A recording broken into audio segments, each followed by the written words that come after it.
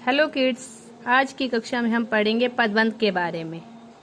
तो बच्चों, पदबंध का अर्थ है पदों में बंधा हुआ।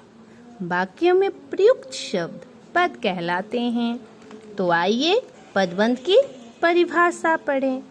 जब एक से अधिक पद मिलकर एक व्याकरणिक इकाई का काम करते हैं तब उस बंधी हुई इकाई को पदबंध कहते हैं। जैसे परिश्रम करने वाले छात्र उत्तीर्ण होते हैं। यहाँ पर परिश्रम करने वाले छात्र एक पदबंध का काम कर रहे हैं, इसलिए पदबंध कहलाते हैं। पदबंध के भेद, पदबंध के कितने भेद हैं? 5।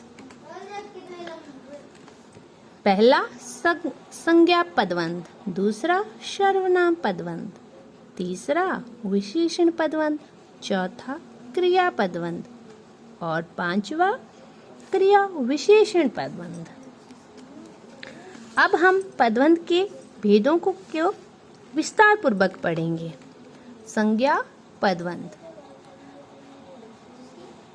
वाक्य में संज्ञा पदों की जगह प्रयुक्त होने वाला पदबंध संज्ञा पदबंध कहलाता है। जैसे देश के लिए मर मिटने वाला मोहन सच्चा देशभक्त था। बाहर से आए हुए व्यक्ति ने सभा का आयोजन किया। ये जो काले मोटे अक्षर है ये पदबंध है और इस पदबंध का अंतिम पद मोहन एक संज्ञा शब्द है, इसलिए यह संज्ञा पदबंध कहलाएगा। पदबंध का दूसरा भेद है सर्वनाम पदबंध। वाक्य में सर्वनाम पद का कार्य करने वाले पदबंध सर्वनाम पदबंध कहलाते हैं। जैसे शेर की तरह दहाड़ने वाले तुम क्यों कांप रहे हो। दूसरा, हमेशा शैतानी करने वाला वह आज शांत है।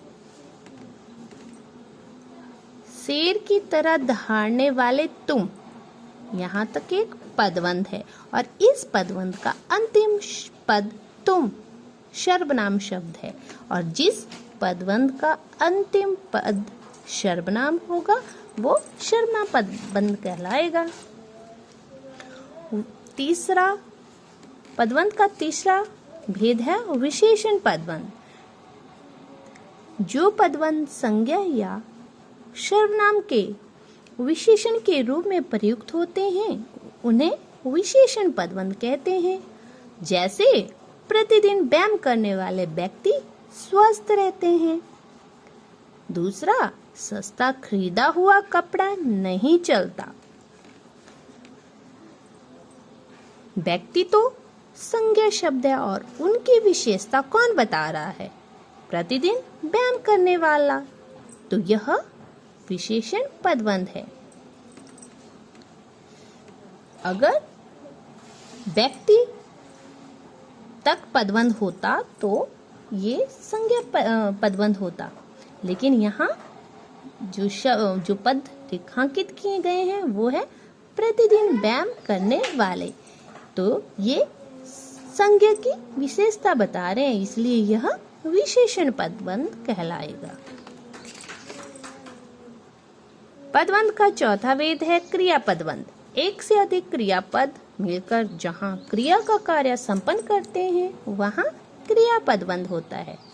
जैसे नाव पानी में डूबती चली गई, दूसरा पतंग हवा में उड़ती चली गई। काले मोटे अक्षरों को देखिए, यह किसी कार्य की होने या करने की सूचना दे रहे हैं। ऐसे पद क्रिया पदबंध कहलाते हैं। क्रियापदबंध पहचानने का आसान तरीका है। क्रियापद वाक्य के अंत में आते हैं। अब पदबंध का पांचवा और अंतिम भेद है क्रिया विशेषण। क्रिया विशेषण की जगह प्रयुक्त होने वाले एक से अधिक पदों का समूह क्रिया विशेषण पदबंध कहलाता है। जैसे कमल धीरे धीरे चलता है। दूसरा, नीलिमा तेज दौड़ते दौड़ते थक गई।